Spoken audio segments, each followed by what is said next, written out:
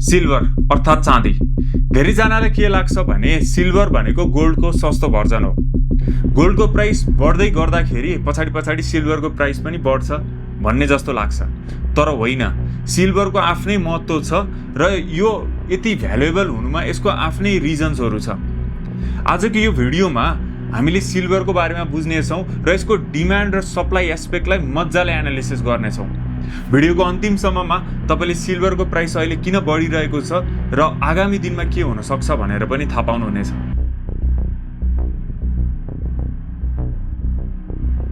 आजभन्दा हजारौँ वर्ष अगाडि पैसाको चलन नै थिएन। के थियो त भन्दा बाटर सिस्टम। म यो दिन्छु, यसको बदलामा तिमी त्यो सामान देऊ भनेको जस्तो। जस्तै गहुँको बदलामा धान, कपडाको बदलामा माटोको भाँडो, नुनको बदलामा चिनी। हो, यस्तै चल्थ्यो। व्यापार पनि यसरी नै हुन्थ्यो। तर समय सँगसँगै बाटर सिस्टममा प्रब्लमहरू आउन थाल्यो। सामानहरूलाई डिभाइड गर्न पनि झ्याउ हुने र धेरै कुराहरू एक ठाउँबाट अर्को ठाउँमा बोक्दै लान सम्भव पनि नहुने। सो यस्तो समस्याहरू हुँदै गर्दा सिक्काको सुरुवात भयो। 700 BC तिर आजको दिनको वेस्टर्न टर्कीमा लिडिया लायन नाम गरेको सिक्का पहिलोचोटि प्रचलनमा ल्याइयो।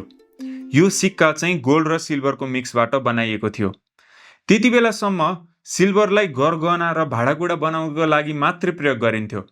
तर लिडिया कोइन आएसँगै अब सिल्भरलाई सिक्कामा पनि as a form of money use गर्न थालियो। यसरी विभिन्न अरू देशहरूमा पनि सिल्भर कोइन्सहरू पपुलर हुँदै गयो। त्यसपछि आउँछ इन्डस्ट्रियल रिभोल्युसन। सन् 1850 पछि सिल्भरलाई विभिन्न इक्विपमेन्ट्स र टेक्नोलोजीहरू बनाउँदा प्रयोग गर्न थालियो। विशेष गरी सिल्भर चाहिँ मेटल्सहरूमा सबैभन्दा बढी कन्डक्टिभ हुने भएकोले यसलाई नै प्रिफर गरिन्छ। सो यसरी कुनै समय सिक्का र भाँडाकुँडा बनाउन मात्रै युज हुने सिल्भर अहिले सबैभन्दा बढी युज भनेको इन्डस्ट्रीमा हुने गर्छ।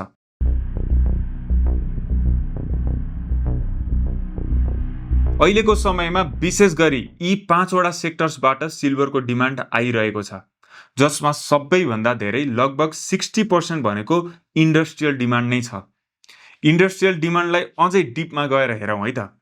यसको 69% हिस्सा इलेक्ट्रिक एन्ड इलेक्ट्रोनिक सेगमेन्टको छ, जस्तै वायर्स, भेहिकल्स, ट्रान्सफर्मर जस्ता सामानहरू बनाउनको लागि।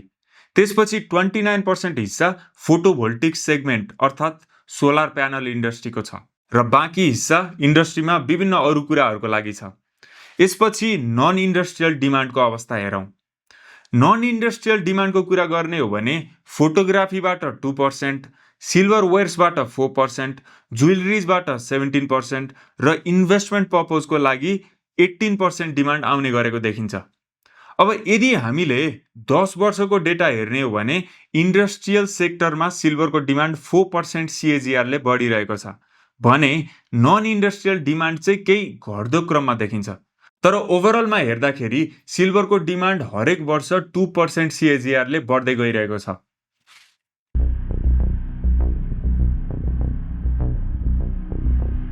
तपाईँले कहिले सोच्नु भएको छ सिल्भर कताबाट आउँछ होला?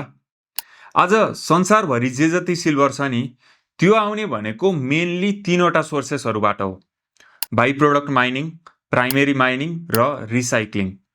2025 मा सिल्भरको 58% सप्लाई बाई प्रोडक्ट माइनिङबाट आएको छ।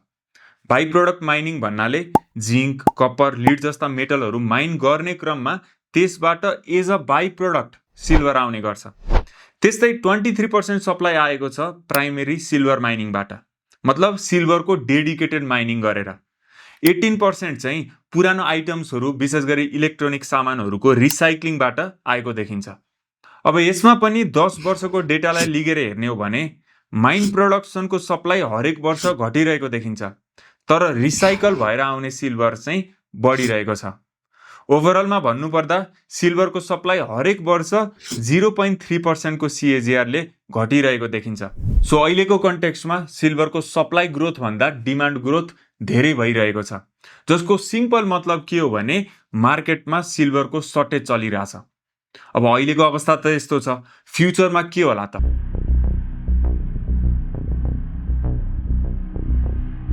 ह्युमन हिस्ट्रीमा आजसम्म आइपुग्दाखेरि जम्मा 1.7 मिलियन टन सिल्भर माइनिङ भइसकेको छ। यदि यो सबैलाई एकै ठाउँमा राखेर हेर्ने हो भने यो चाहिँ 55 मिटर लेन्थ वाइड्थ र हाइट भएको यस्तो क्युब देखिन्छ। यो क्युबलाई फुटबल स्टेडियममा राख्ने हो भने it looks something like this. यस्तै पृथ्वीमा अब 530,000 टन सिल्भर मात्र माइन गर्न बाँकी छ, किनकि यो लिमिटेड रिसोर्सेस हो र जति पनि माइन गर्छु भनेर मिल्दैन। यसलाई पनि क्युब बनाएर कम्पेयर गर्ने हो भने यस्तो देखिन्छ, र यदि यो दुवै क्युबलाई धरहरासँग कम्पेयर गर्ने हो भने यस्तो देखिन्छ। र यसमा बुझ्नुपर्ने कुरा के हो भने अब बाँकी रहेको सिल्भरलाई माइन गर्न चाहिँ पहिलाको तुलनामा महँगो हुँदै जान्छ, किनभने प्रोसेसिङ कस्टहरू बढ्दै जाने हुन्छ। त्यही भएर फ्युचरमा चाहिँ माइनिङबाट सिल्भरको सप्लाई बढ्दै जान्छ भन्ने जस्तो चाहिँ देखिँदैन। यतातिर रिसाइक्लिङको कुरा गर्ने हो भने यदि कुनै एडभान्स टेक्नोलोजी त्यस्तो केही आयो भने चाहिँ रिसाइक्लिङबाट हुने सिल्भरको सप्लाई भविष्यमा बढ्न सक्छ। अहिले सिल्भरको म्याक्सिमम डिमान्ड इन्डस्ट्रियल सेक्टरबाट आइरहेको छ, विशेष गरी electric vehicles, solar panels, AI data सेन्टर्सहरू बनाउँदा यसलाई प्रयोग गरिन्छ। सिल्भर इन्स्टिट्युटको रिपोर्ट अनुसार एउटा नर्मल पेट्रोल डिजेलवाला गाडीमा 15 to 20 ग्राम सिल्भर प्रयोग हुन्छ, तर अहिलेको इलेक्ट्रिक भेहिकल्समा भने 25 to 50 ग्राम सिल्भर प्रयोग हुने गर्छ, जुन भनेको करिब करिब डबल जस्तै हो। यस्तै धेरै इभी कम्पनीहरूले अब आउने दिनमा next generation solid battery use गर्न खोजिरहेका छन्, जुन भयो भने त झन् एउटै भेहिकलमा एप्रोक्सिमेटली 1000 ग्राम जति सिल्भर युज हुने हुन्छ। सो यसरी फ्युचरमा इभी सेक्टर ग्रो हुँदै जान्छ भने सिल्भरको डिमान्ड पनि बढ्दै जाने देखिन्छ। त्यस्तै सोलर इन्डस्ट्रीको कुरा गर्ने हो भने चाहिँ यो सेक्टरले 2024 मा मात्र 5500 टन सिल्भर प्रयोग गरेको थियो, र आउने 10 वर्षमा सोलर इन्डस्ट्रीको साइज ट्रिपल हुने एस्टिमेसन छ, विच मिन्स फ्युचरमा यो सेक्टरले पनि सिल्भरको डिमान्ड अझै बढाउने देखिन्छ। यो बाहेक अहिले एआई डेटा सेन्टर्सहरूमा पनि सिल्भरको राम्रै प्रयोग हुन्छ। अहिले लगभग 70,000 वटा एआई प्लेटफर्महरू इन्टरनेटमा पब्लिकली एभाइलेबल छन्, र यी सबैलाई आफ्नो इन्फर्मेसन स्टोर गर्नको लागि डेटा सेन्टरहरूको खाँचो पर्छ। सो फ्युचरमा एआई र एआई रिलेटेड प्रडक्ट्सहरू ग्रो हुँदै गर्दा यसबाट पनि सिल्भरको डिमान्ड बढ्न नै देखिन्छ। अब सिल्भरको नन इन्डस्ट्रियल डिमान्डमा चाहिँ अहिले ज्वेलरिजको राम्रै हिस्सा छ। सिल्भर ज्वेलरिजहरू त्यति प्राइस सेन्सिटिभ हुँदैनन्, सो फ्युचरको लागि सिल्भर ज्वेलरिजको डिमान्ड स्टेबल नै रहन सक्छ। अर्को चाहिँ इन्भेस्टमेन्ट पर्पज। सिल्भरलाई पनि गोल्ड जस्तै केही हदसम्म सेफ हेभन एसेट मानिन्छ, र मान्छेहरूले यसमा इन्भेस्ट गरिरहेका हुन्छन्। सेफ हेभन भन्नाले कुनै सुरक्षित कुरा जसको भ्यालु घट्दैन। यसमा इन्ट्रेस्टिङ कुरा के छ भने अहिलेसम्म त आम सर्वसाधारणहरूले मात्र यसरी इन्भेस्टमेन्टको लागि सिल्भर किन्ने गर्थे, तर अब भने सेन्ट्रल ब्याङ्क्सहरूको पनि यसमा एट्र्याक्सन बढिरहेको देखिन्छ। जस्तै 2025 जुलाईमा साउदीको सेन्ट्रल ब्याङ्कले थुप्रै सिल्भर किनेको थियो। रिपोर्ट अनुसार रसियाले पनि 2025 देखि 2027 सम्ममा गोल्ड, प्लाटिनम र सिल्भर किन्नको लागि $500 बिलियन छुट्याएर राखेको छ भनेर भनिन्छ। यति मात्रै नभएर सिल्भरलाई रिसेन्टली अमेरिकाले चाहिँ क्रिटिकल मिनरलको लिस्टमा एड गरेको छ, जसको मतलब फ्युचरमा अमेरिकाको सेन्ट्रल ब्याङ्कबाट पनि सिल्भरको डिमान्ड आउन सक्छ। सो यसरी सेन्ट्रल ब्याङ्क जस्ता ठुला इन्स्टिट्युसनले पनि सिल्भर किन्दै जाने हो भने सिल्भरको डिमान्ड एकदमै बढ्न सक्छ।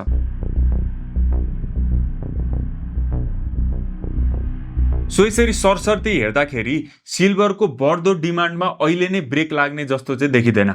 हो, अब भविष्यमा कुनै त्यस्तो टेक्नोलोजी आयो अथवा केही कारणले गर्दाखेरि सिल्भरको सप्लाई एकदमै बढ्न गयो भने छुट्टै कुरा, सिल्भरको सप्लाईले पनि क्याच गर्ला। नत्र भने अहिलेको जुन सिल्भरको डिमान्ड र सप्लाई बिचको ग्याप छ नि त्यो बढ्दै जाने नै देखिन्छ। र इम्पोर्टेन्ट कुरा, यो ग्याप भविष्यमा जति बढ्दै गयो सिल्भरको प्राइस पनि त्यति नै माथि जाँदै गर्छ।